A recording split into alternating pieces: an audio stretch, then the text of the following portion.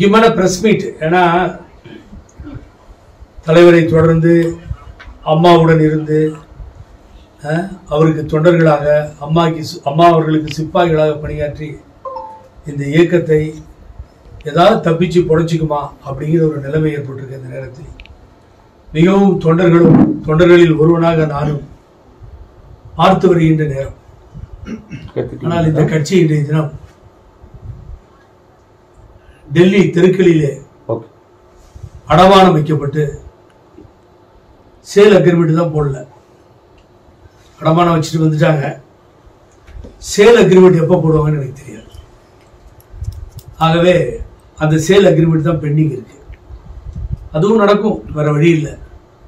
ஏனென்றால் அவை சண்முகம் சாலையில் இருக்கின்ற தலைமை கழகம் டெல்லிக்கு மாற்றப்பட்டு விட்டதா என்கின்ற ஐயப்பாடு இருக்கிறது. எங்கேயோ நான் எல்லாரையும் தவறாக சொல்லவில்லை. எனது அருமைக்குரிய ஊடகம்தான், ஊடக நண்பர்கள் தான் என்னுடைய வளர்ப்பிலே முக்கிய பங்கு கொண்டவர்கள், மாற்று கருத்தே இல்லை. எனக்கு அவர்களை எப்பொழுதும் நான் போற்றி வணங்குகின்றேன். யாராவது ஊடகத்தை பற்றி தவறா பேசினா கூட புகழ்ந்து விட்டதில்லை. இதே ஒசூரில் உட்காந்து திரு அண்ணாமலை அவர்கள் பேசும்பொழுது கூட அதற்கு எதிர்ப்பு தெரிவித்தேன். உங்களுக்கு நன்றாகவே தெரியும், அது பெரிய செய்தியாக. ஆனால் இன்றைய தினம் மிகவும் வேதனைப்படுகிறேன். திரு செங்கோட்டையன் அவர்களை வைத்து ஒரு பெரிய அரசியலே நடக்கிறது.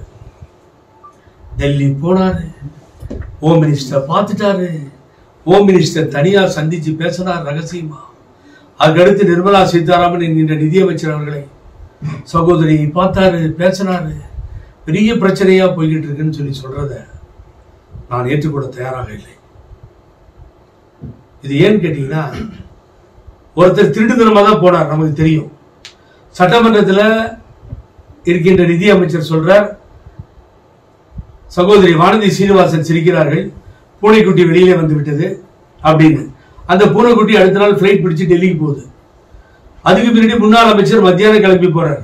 முன்னாள் அமைச்சர் 2 பேர் இல்லை, நம்ம டிஸ்ட்ரிக்டை சேர்ந்தவரும் அதில் ஒருத்தர் இருக்கார், KP முனுசாமின்னு சொல்லி. அவரும் சேர்ந்து டெல்லிக்கு போறாங்க. இது நடந்தது. தங்கமணி மிஸ்ஸிங். போனதில் இருந்து இறங்குகின்ற வரை உள்துறை அமைச்சர் யார்? இந்த நாட்டினுடைய உள்துறை அமைச்சர். அவர் பாரதிய ஜனதா கட்சிக்கு மாத்திரம் உள்துறை அமைச்சர் அல்ல, எல்லோருக்கும் உள்துறை அமைச்சர். எல்லா உரிமைகளும் இருக்கிறது. தமிழக நலன்களை முன்னிறுத்தி நான் ஒரு மெமோரோட ரெடி பண்ணிட்டு சப்மிட் பண்ண போறேன். அதுல மும்மொழி கொள்கைக்கு எதிர்ப்பு தெரிவிச்சிருக்கோம். தொகுதி சீராய்வு நாடாளுமன்றத்திற்கு வேண்டாது, தொகுதிகளை குறைக்க கூடாது, 31 ஆயிடும்ன்றாங்க, 39. அதற்கு எதிர்ப்பு தெரிவித்திருக்கிறோம். அப்படின்னு வேற எதுவும் ஞாபகம் வந்ததெல்லாம் நீங்க சொன்னீங்கல்ல, அதெல்லாம் கூட சேர்த்து எழுதிட்டு இந்த நாட்டினுடைய உள்துறை அமைச்சரை சந்திக்க போகிறேன் என்பது தவறான செய்தியா? அவர் என்ன தீண்டத்தகாதவரா? நான் கேட்கிறேன். பாரதிய ஜனதா கட்சியோடு 10 மாதங்கள் அனைத்து இந்திய அண்ணா திராவிட முன்னேற்ற கழகம் கூட்டணியில் இருந்தது. 5 வருட காலம் திராவிட முன்னேற்ற கழகம் இருந்தது. அதுக்கு பின்னாலே தான் அம்மா வேண்டாம் என்று சொன்னார்கள், மறுபடியும் சேர்ந்தார்கள். தோற்று போய்விட்டோம். நாடாளுமன்றத்தில் 40 இடமும் 39+1 40 போயிடுச்சு. பாரதிய ஜனதா கட்சியை ஆதரித்து பேசிய இந்த குற்றச்சாட்டுக்காக முன்னாள் நாடாளுமன்ற உறுப்பினர் ஒருவர் பதவியில் இருந்து நீக்கப்பட்டார். இதெல்லாம் நடந்தது, விடுங்க, காலகாலமா நடந்தது. நீங்க பிஜேபியோட கூட்டணியே சேர மாட்டேன் கள்ளக்குறிச்சியில ரூல் அவுட் பண்ணிட்டார் எடப்பாடி பழனிசாமி அவர்கள். அந்த எஸ்டிவி மீட்டிங்ல ஏறி நின்று கூட்டணியே கிடையாது பாரதிய ஜனதா கட்சியோடுன்னு சொல்லி சொன்னீங்க. இதை முன்மொழிந்தவர் அருமைக்குரிய எனது நண்பர் ஜெயக்குமார், வழிமொழிந்தவர் அருமைக்குரிய நண்பர் CV சண்முகம். அதனாலதான் தோத்து போனோம். என் வாழ்நாள்ல தோல்வியை நான் சந்திச்சது இல்லை. நான் முதல் தடவை தோத்து போனேன், என் பையனும் தோத்துட்டான். இப்படிப்பட்ட ஒரு பரிதாபம் எனக்கு ஏற்பட்டது காரணம் பாரதிய ஜனதா கட்சி என்று சொன்னது அருமைக்குரிய ஜெயக்குமார். நான் அன்போடு அழைக்கின்ற புறாத்தலை நண்பர். அதுக்கு பின்னால் சொன்னது CV சண்முகம். எத்தனை தலைவர்கள் மாறி மாறி சொன்னீங்க நீங்க? எல்லாத்தையும் மாத்திட்டார். எவ்வளவு சாமர்த்தியமா பொய் சொல்லணுமோ பொய் சொல்லி திருட்டுத்தனமாக டெல்லிக்கு சென்று எங்க போறன்றதையும் சொல்லாம அதிமுக அலுவலகம் மேல இவருக்கு அப்படியே தனிப்பட்ட ஒரு பாசம் ஏற்பட்டு போச்சான். நான் அன்னைக்கு காணொலியில திறந்தேன், இன்னைக்கு கண்ணுடியில பார்க்க வந்திருக்கேன்னு சொல்லி அங்க போய் உட்கார்ந்த. சரி உட்கார்ந்தே வெளியில வரீங்க. அங்க இருக்க நிருபர்கள் எல்லாம் கேக்குறாங்க, வந்திருக்கீங்க அமித்ஷாஜியை சந்திக்க போறீங்களாமே, உண்மையா? ஏங்க இதே வேலையா போச்சு உங்களுக்கு? யாருக்கு சொன்னா உங்களுக்கு? இல்லைங்க, அதெல்லாம் இல்லைங்க, நான் நாளைக்கு காலையில ஊருக்கு போகணும் ஃபிளைட்டுக்கு, அதுக்குள்ள உங்களை முடிஞ்சா மீட் பண்றேன், போயிட்டு வாங்க டாட்டா. இங்க கேட்டா கோவம் வருது, சண்டைக்கு போறீங்க. அங்க கேட்டா நிருபர்கிட்ட சண்டைக்கு போறீங்க. அப்புறமா எந்த நாக்க வச்சுட்டு எந்த மனப்பக்குவத்துடன் இன்றைய தினம் மாற்றி தேர்தல் நேரத்தில் தான் முடிவெடுப்போம். திருப்பி திருப்பி திருப்பி எத்தனை தடவை திருப்புறது? நானு எத்தனை தடவை திருப்பி சொல்றது? இன்றைக்கு நான் சொல்றேன், தேர்தல் நேரத்தில் முடிவெடுப்போம். பிஜேபியோட கூட்டணி இருக்கா? சும்மா இருக்க, அப்ப அந்த நேரத்துல பேசிக்குவோம். அப்ப எந்த வாய் சொல்லிச்சு உன்ன கூட்டணியில பிஜேபியோட சொல்லி? இது ஒரு டிராமா. சோ 1000 பழனிசாமி பார்ப்பதற்கு தகுதி படைத்தவர் உள்துறை அமைச்சர் அமித்ஷா அவர்கள். 1000 பழனிசாமி, ஒருத்தர் 2 பேர் இல்ல. நீ பார்த்துட்டு வெளியில வந்தீங்க, எதற்காக சென்றீர்கள் என்பதை நாடு பலவிதமாக பேசுகிறது. ஆபத்திலிருந்து காப்பாற்றிக் கொள்வதற்கா, இடி பின்னால் சுட்டுகிறதா, இன்கம் டாக்ஸா தெரியாது, என்னென்னவோ பேசிக்கிறாங்க. வெளியில நீங்க வந்த உடனே அமித்ஷா என்ன பண்ணாரு? அவருக்கு தெரியும் எந்த ஆட்சி எங்க உட்கார வைக்கணும், எந்த ஆட்சியை கவிழ்க்கணும், யாரை புதுசா கொண்டு வரணும். 14 ஸ்டேட் இன்னைக்கு ரூலிங்ல இந்தியாவில் இருக்குன்னா இனோஸ் பிரெய்னி தெரியும். வெளியில நீ வந்த உடனே ட்வீட் போட்டார் அவர்,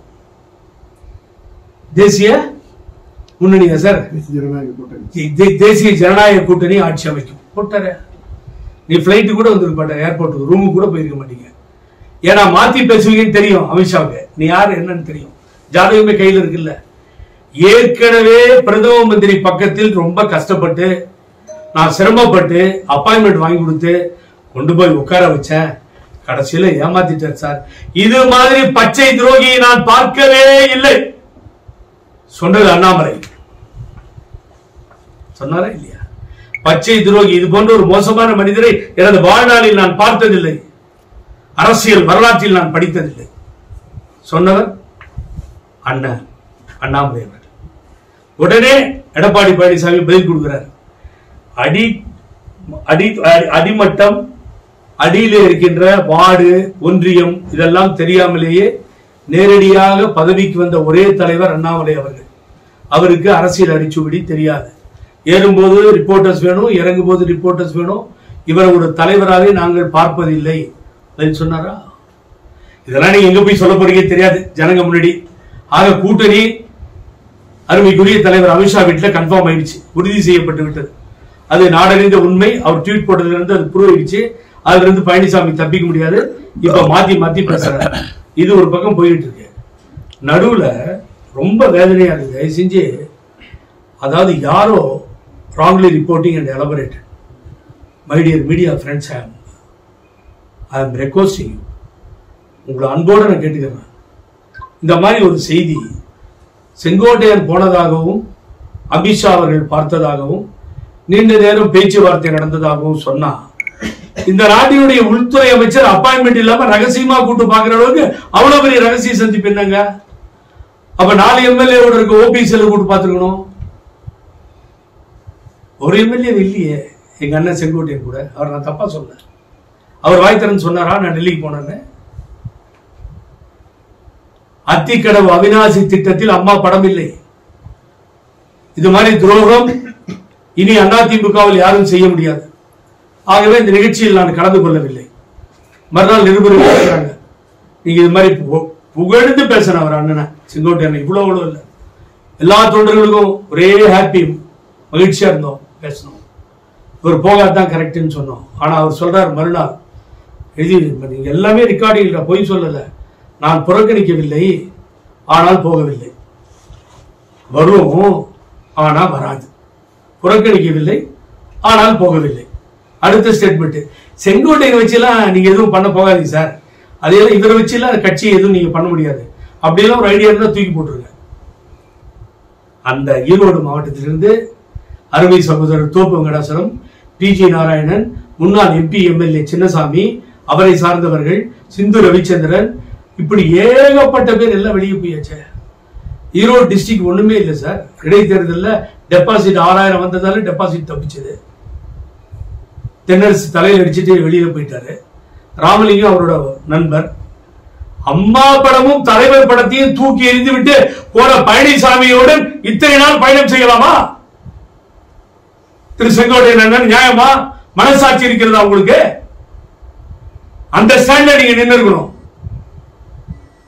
சட்டமன்ற உறுப்பினர்கள் இருக்கிறார்கள், மாவட்ட செயலாளர்கள் உடன் இருக்கிறார்கள், பொதுக்குழு செயற்குழு இருக்கிறது என்று சொல்லக்கூடிய இந்த பழனிசாமிக்கு எதிர்ப்பா குரல் கொடுத்திருக்கணும். நீங்க வடக்கே சென்றீர்கள், டெல்லி போனாரு, மதுரை ஏர்போர்ட்ல ஏறினாரு. சார் இப்ப வேணுமா உங்களுக்கு லிஸ்ட்? போன பேசஞ்சர் லிஸ்ட் கொடுக்கட்டுமா? உள்ள போனாலே தெரிஞ்சது சார். ஏர்போர்ட்ல யார் எங்க போனாலும் மீடியா 1 செகண்ட் 2 செகண்ட் செகண்ட்ல மினிட்ல கிடையாது, உடனே வெளியே கொண்டு வந்துடும். ஆகவே பார்த்துட்டார், பேசுறார். அனைத்து இந்திய அண்ணா திராவிட முன்னேற்ற கழகம் ஏற்கனவே ஐசியூல இருக்கு. அந்த உடலை கீறிக்கொண்டே இருந்தால் தினமும் இந்த கட்சியினுடைய நிலைமை என்ன நினைச்சு பாருங்க. ஆகவே தான் ரொம்ப மனசு கஷ்டமா இருந்தது. இது இல்லாத ஒன்றை, நடக்காத ஒன்றை இவர்கள் பேசும்பொழுது வேதனையாக இருக்கிறது. அதை ராங்லி ரிப்போர்ட்டிங் அண்ட் எலாபரேட்டட். ஏன் அப்படி செய்கிறார்கள் புரியல. உடனே ஒரு போட்டோ வேற விடுறாங்க. நீங்க பாருங்க, இந்த போட்டோ பக்கத்திலே அடிச்சிருக்கு. அது சிலது பிரஸ் அடிச்சு உண்மையை சொல்லிடுச்சு, டேட்டோட இருக்கு. நிதியமைச்சர் அருமைக்குரிய அன்பு சகோதரி டை இப்ப அடிக்கிறது இல்லை. அவங்க முதல்ல டை அடிச்சிருந்த நேரம் அப்ப என்னன்னு கேட்டீங்கன்னா, இது 2019 நினைக்கிறேன், 2019ல கல்வி அமைச்சரா இருக்கார். ஜெயில இருந்த சின்னம்மா இவர் கல்வி அமைச்சரா பண்ணது. அவங்கள அம்மா பிரிவில் இல்ல கடைசி நேரத்தில் போவான். உண்மை சொல்ற நம்ம என்ன இருக்கு, தப்பு ஒண்ணு இல்லை. அம்மாவுக்கே வழி ரூட் போட்டு கொடுத்தவர், துணை பொதுச் செயலாளர் இருந்தவர், எல்லாம் கரெக்ட். அப்பதான் இவங்க பார்த்தாங்க நிர்மலா சீதாராமன். இது இப்ப பார்த்ததா மக்கள் நம்புறாங்க இல்ல. அவங்க அந்த அளவுக்கு தெளிவா இந்த ரைட் சைடுக்கு போக மாட்டாங்க. ஆகவே இப்படி ஒரு குழப்பத்தை தயவு செய்து ஏற்பட யாரோ முயற்சிக்கிறார்கள். ஆகவே அவரிடம் எந்த மாவட்ட செயலாளர் ஏதாவது இருக்க பேசிட்டோன்ற வெளியில புகழேந்தி பேசல சார். எடப்பாடியில் அடிச்சான் சார். அங்க ராஜேந்திரன் மாவட்ட செயலாளர் போயிருக்கேன், அடி கையில என்ன இருந்ததுன்னு தெரியாது சார். லக்லி என் டிரைவர் வண்டியை தள்ளி ஓரமா கொண்டு போயிட்டார். தமிழ்நாடே பார்த்துட்டு இருக்கு. எல்லா வார்த்தையிலையும் பொதுக்குழுல ஓபிஎஸ் திட்ட மாதிரி திட்டாங்க. எல்லாத்தையும் வாங்கிட்டு தான் தப்பிச்சு வந்தோம். அப்புறம் இன்ஸ்பெக்டர் நான் போயிட்டேன்னு வச்சுட்டு ஸ்டேஷனுக்கு போயிட்டாங்க. இன்ஸ்பெக்டர் டிஎஸ்பி சார் அடிச்சு மோதிட்டு வராங்க. அந்த கொலையிலிருந்து தப்பிச்சு வராங்க. எந்தெந்த எஃப்ஐஆர் போடல, அப்படியே நிக்குது. எனக்கு ஒரு பாதுகாப்பு கிடையாது நாட்டுல. தமிழக அரசு உடனே அவர் அண்ணனுக்கு பாதுகாப்பு கொடுத்துருக்கு. ரைட், ஓகே, பாதுகாப்பு வச்சுக்கோங்க. அவருக்கு தேவைதான். நீங்க யாரு நினைக்கிறீங்களோ தமிழ்நாடு அரசு கொடுக்கட்டும். அடுத்து YZ+, அடுத்த பாதுகாப்பு எதுக்குன்ற அதுக்கு மரியாதை தான் போயிடும். யார் அவர் என்ன பண்றா சார்? செங்கோட்டையன் நடைப்பயணமாக கன்னியாகுமரியிலிருந்து காஷ்மீர் வரைக்கும் போலாம், யாரும் ஒண்ணும் பண்ண மாட்டாங்க. அவருக்கு எதிரின்னு யாரும் கிடையாது. ரொம்ப நல்ல மனுஷன். அந்த டிஸ்ட்ரிக்ட் லெவல்ல தான் பிரச்சனை. அவருக்கு இன்னொரு அமைச்சர் இந்த கருப்பண்ணனுக்கு பிரச்சனைங்க, அவ்வளவுதான். ஆகவே அவரை சீண்டி பார்க்க யாரும் இல்லை. அது கொடுத்தா இது வேணாலும் நீங்க கொடுத்துட்டு போங்க. இதுதான் உண்மையான நிலைமை. பார்க்காத ஒன்றை பார்த்ததாக, டெல்லி செல்லாத ஒன்றை சென்றதாக இதை டெவலப் பண்றாங்க. நாளை காலையில் அசம்பிளி இருக்கு, வந்துதான் ஆகணும். தயவுசெய்து இந்த மீடியா அங்க போய் நின்று புகழேந்தி சொன்னார் இல்லைன்னு சொல்றாரு, நிஜமான்னு கேளுங்க, ஒரு போய் சொல்லட்டும், பரவாயில்ல. அதனால ஆகவே இப்படிப்பட்ட செய்திகளை தயவுசெய்து தவிர்க்க வேண்டும். ஆகவே அதிமுகவை பொறுத்தவரை பழனிசாமி கிட்டத்தட்ட எவ்வளவு முடிக்குமோ முடிச்சிட்டாரு கம்ப்ளீட்டா. ஒரே ஒரு கொஸ்டின் தான் சார், என்னுடைய பிரஸ் மீட்டை முடிக்கிறதுக்கு முன்னாடி, அமித்ஷா என்கின்ற மனிதர் மோடி என்கின்ற ஒரு பிரதமரை காண்பித்து 14 மாநிலத்தில் ஆட்சி அமைச்சிட்டார். தேசிய ஜனநாயக கூட்டணி தமிழ்நாட்டிலேயே ஆட்சி அமைக்கணும் அவர் சொல்றார். திராவிட முன்னேற்ற கழகம் நாங்கள் மீண்டும் ஆட்சியை தொடருவோம் சொல்லுது. இதெல்லாம் நடக்குது சார் தமிழ்நாட்டில். ஏன் சார் எம்ஜிஆர் ஆட்சி அமைப்போம் அப்படின்னு பழனிசாமி சொல்ல மாட்டேன்றாரு? புரட்சி தலைவி அம்மா ஆட்சி அமைப்போம் ஏன் சார்? கேபி முனுசாமி சார் என்ன நீங்க எப்படி யாரால வந்தீங்க மேல? பொதுச் செயலாளர் கரெக்டா தான் பேசுவாரு. என்ன பொதுச் செயலாளர் கரெக்டா பேசுறாங்க? பொய் பொதுச் செயலாளர் அவரு. சொல்லுங்க சார், ஊரூரா சொல்லுங்க, தொண்டர்கிட்ட போங்க, பொதுமக்கள்கிட்ட போங்க, அம்மா ஆட்சி அமையும் சொல்லுங்க. நீங்க இடி பார்த்து பயமா? இன்கம் டாக்ஸ் தொடுத்ததா? ஊரெல்லாம் அப்படித்தானே பேசிக்கிறாங்க. நாங்கள் சொல்கிறோம் சார், தொண்டரில் ஒருவனாக நான் சொல்கிறேன். தொண்டர்களில் ஒருவனாக இந்த புகழேந்தி, அம்மாவால் வளர்க்கப்பட்ட புகழேந்தி சொல்றேன். புரட்சி தலைவர் எம்ஜிஆர், புரட்சி தலைவி அம்மா ஆட்சி அமையும். அந்த அனைத்து இந்திய அண்ணா திராவிட முன்னேற்ற கழகம் தொண்டர்கள் இருக்கின்ற அந்த ஆட்சியை அமைப்பதற்கு பாடுபடுவோம். திமுகவுக்கு ஆல்டர்னேட்டிவா ஏடிஎம்கே தான் வரும். இந்த நிலைதான் தொடரும். இதைதான் சொல்லுவோம். வேறு ஒருவர் உள்ளே நுழைவதற்கு நாங்கள் அனுமதிக்க மாட்டோம். உங்களுக்கு நல்ல நல்ல எண்ணங்கள் இருந்தா உண்மையிலே எம்ஜிஆர் தலைவராகவும் தெய்வமாக தூக்கி போட்டி விடுங்க ரோட்ல. ஏன்னா கத்திட்டு அத்திக்கடவாமனே திட்டத்திலே தூக்கி போட்டாச்சு. அங்க போய் டெல்லியில உட்கார்றாரு ஆபீஸ்ல. இவருக்கு மேல இவர் படமே தொங்குது. எங்கேயாவது பார்த்துருக்கீங்களா? இவர் உட்கார இடத்துல யார் படம் தொங்கணும்? தலைவர் படம் இருக்கணும், அம்மா படம் இருக்கணும். இவர் உட்கார்ந்து இருக்க இடத்துக்கு மேல இவர் படமே தொங்குது. ஒரு சட்டைக்கு பேர் ஒரு பனியில போட்டு படத்தை நீயே போட்டு ரோடோட போயா மாதிரி பைத்தியக்காரன். யாரையும் சேர்த்துக்க மாட்டேன், கட்சியை ஒழிச்சிருவேன் அப்படின்னு. இதுக்கு கேபி முனுசாமி ஆள்லாம் பின்னாடி போய் சீனியர்னு சொல்லிக்கிட்டு நீங்க ஒழிக்கணும்ன்ற கட்சியை நீங்க ஒழிங்க, அதுக்காக முயற்சி பண்ணுங்க. தொண்டர்கள் நாங்க இருக்க வரைக்கும் நீங்க நினைக்கிறது நடக்கவே நடக்காது. பாப்போம் என்னதான் நடக்குது. இனி இறங்க போற களத்துல நாங்க புரட்சி தலைவர் எம்ஜிஆர், அம்மா, அவர் வளர்த்த இயக்கம், தொண்டர்கள், அதுதான் புகழேந்தி குறிக்கோளாக இருக்கும். சந்திக்க தயார், நோ ப்ராப்ளம். என்னென்ன பண்ணும்? என்ன ஒன்றும் பண்ண முடியாது சார். எனக்கு இன்கம் டேக்ஸ் சைடு விட்டாச்சு, 27,000 தான் கிடைச்சது. கஷ்டத்தில் இருக்கேன், அங்கே ஒன்றும் இல்லை. எனக்கு ஈடி பிரச்சனைலாம் வரவே வராது. ஆகவே அதை பற்றிலாம் எனக்கு கவலை இல்லை. உண்மைதான் பேசுவேன். அது இருந்தாலும் கவலைப்பட மாட்டேன், உண்மையதான் பேசுவேன். இதுதான் சொல்லிட்டு இருக்கேன். இதுதான் இந்த நிலைமை.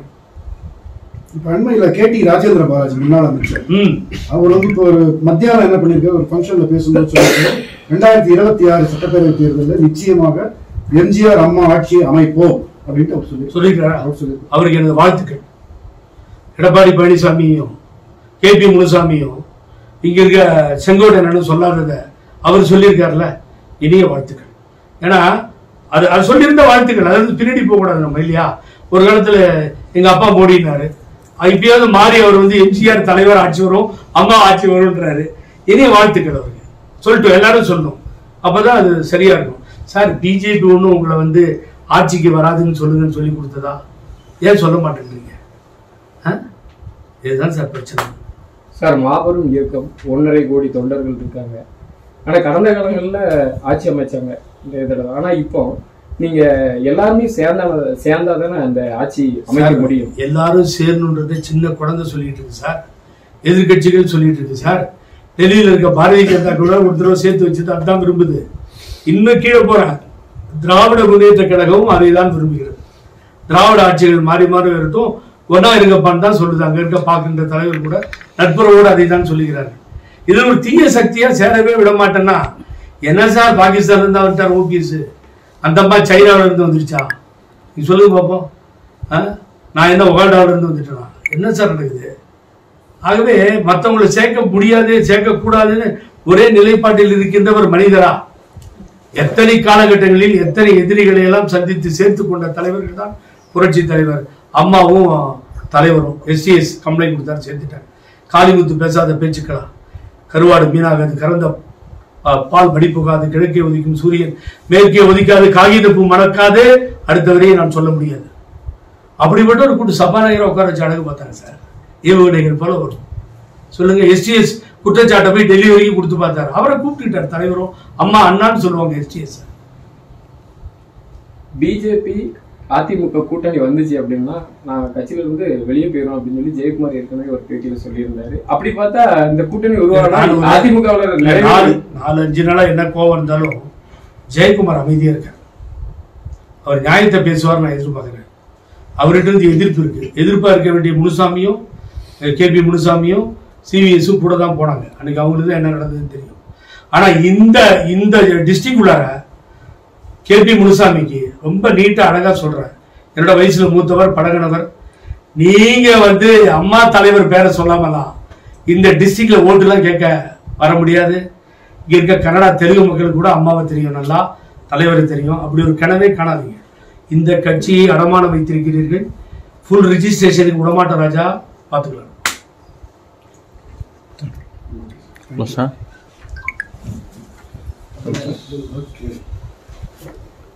Okay.